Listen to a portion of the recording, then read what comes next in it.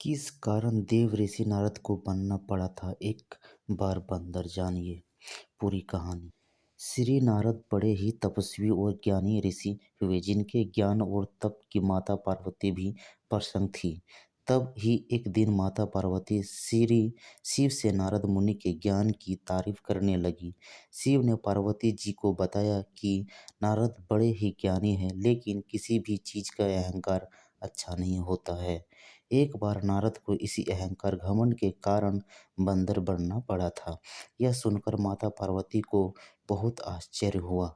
उन्होंने श्री शिव भगवान से पूरा कारण जानना चाहा। तब श्री शिव ने बतलाया, इस संसार में कोई कितना ही बड़ा ज्ञानी हो, लेकिन श्री हरि जो चाहते हैं वो उसे बनना ही पड़ता है।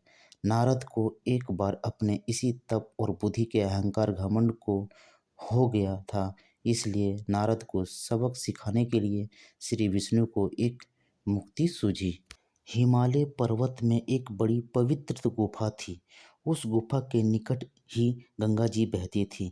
वह परम पवित्र गुफा नारद जी को अत्यंत सुहानी लगी। वहां पर के पर्वत, नदी और वन को देखकर उनके हृदय में श्री हरि विष्णु की भक्ति अत्यंत बलवती हो उठी और वे वहीं बैठकर तपस्या में लीन हो गए।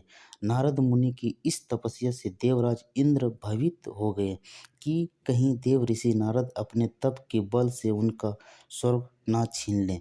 इंद्र ने नारद की तपस्या भंग करने के लिए कामदेव को उनके पास भेज दिया।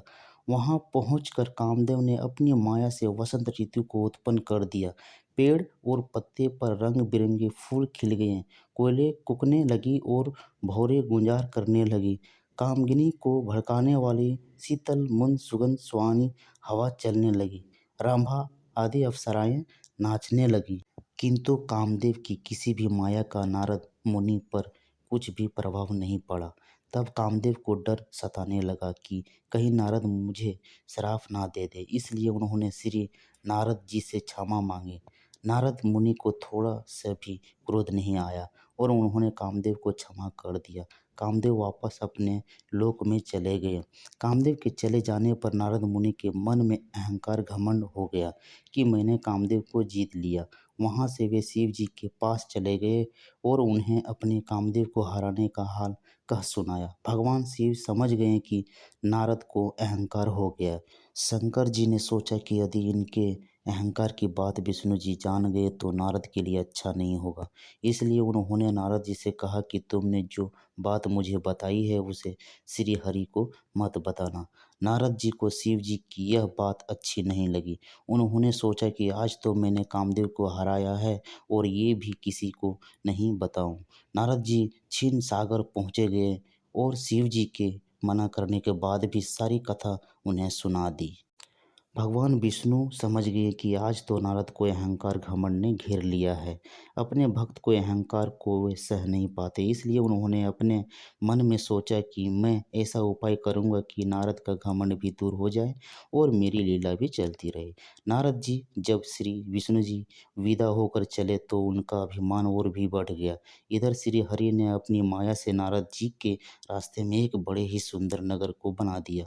उस नगर में शिलनिधि नाम का व्यवसायी राजा रहता था। उस राजा की विश्वमोहिनी नाम की बहुत ही सुंदर बेटी थी, जिसके रूप को देखकर लक्ष्मी भी मोहित हो जाए। विश्वमोहिनी स्वयंवर करना चाहती थी, इसलिए कई राजा उस नगर में आए हुए थे।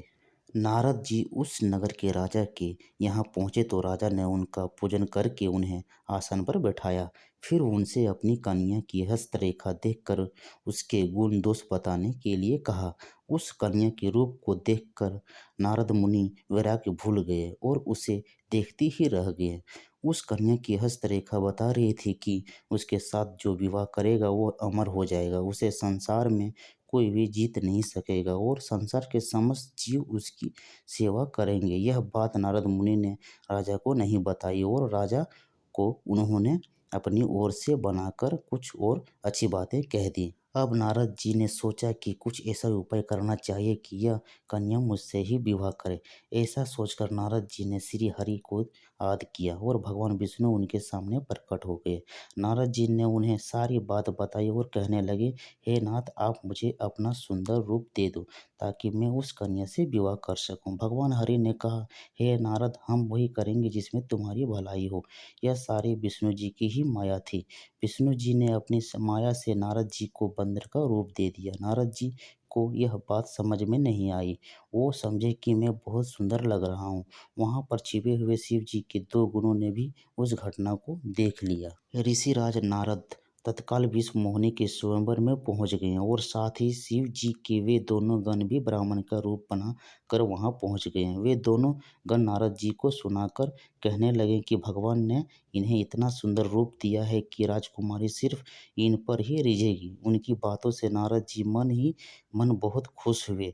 स्वयं भगवान विष्णु जी उस स्वयंवर में एक राजा का रूप धारण करके आए।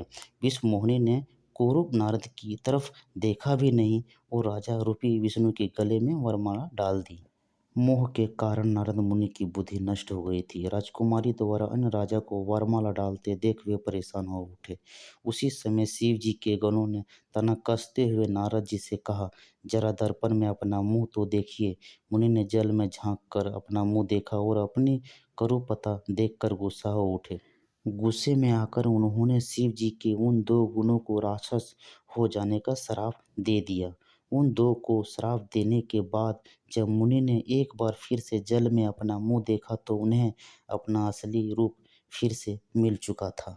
नारद जी को अपना असली रूप वापस मिल गया था, लेकिन भगवान विष्णु पर उन्हें बहुत गुस्सा आ रहा था क्योंकि विष्णु के कारण ही उनकी बहुत ही हंसी हुई थी। वे उसी समय विष्णु जी से मिलने के लिए चल पड़े। रास्ते में ही उनकी मुलाकात विष्णु जी, जिनके साथ लक्ष्मी जी और विश्व मोहिनी भी थी, से हो गई। उन्हें देखते ही नारद जी ने कहा, आप दूसरों को खुशियां देख ही नहीं सकते।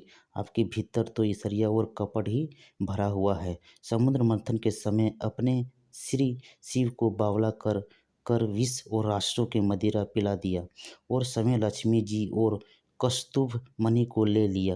आप बड़े धोखेबाज और मतलबी हो, हमेशा कपट का व्यवहार करते हो। हमारे साथ जो किया है उसका फल जरूर पाओगे। आपके मनुष्य रूप धारण करके विश्व मोहिनी को प्राप्त किया है, इसलिए मैं आपको शाप देता हूँ कि आपको मनुष्य जन्म लेना पड़ेगा। आपने हमें स्त्री से दूर किया है, इसलिए आपको भी स्त्री से दूरी का दुख सहना पड़ेगा और आपको मुझको बंदर का रूप दिया, इसलिए आपको बंदरों से ही मदद लेना पड़े।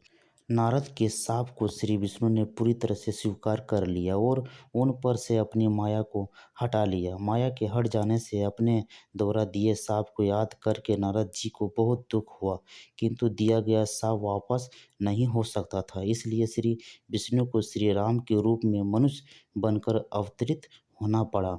शिव जी के उन दोनों गणों ने जब देखा कि नारद अब माया से मुक्त हो चुके हैं, तो उन्होंने नारद जी के पास आकर और उनके चरणों में गिरकर कहा, हे मुनिराज, हम दोनों शिव जी के गण हैं। हमने बहुत बड़ा अपराध किया है, जिसके कारण हमें आपसे शाप मिल चुका है। अब हमें अपने शाप से मुक्त करने की कृपा करें। नारद जी बोले, मेरा शाप झूठा नहीं हो सकता, इसलिए तुम दोनों रावण और कुंभकर्ण के रूप में महान ईश्वरशाली, बलवान तथा तेजवान राक्षस बनोगे और अपनी भुजाओं के बल से पूरे विश्व पर विजय प्राप्त करोगे। उसी समय भगवान विष्णु राम के रूप में मनुष्य शरीर धारण करेंगे।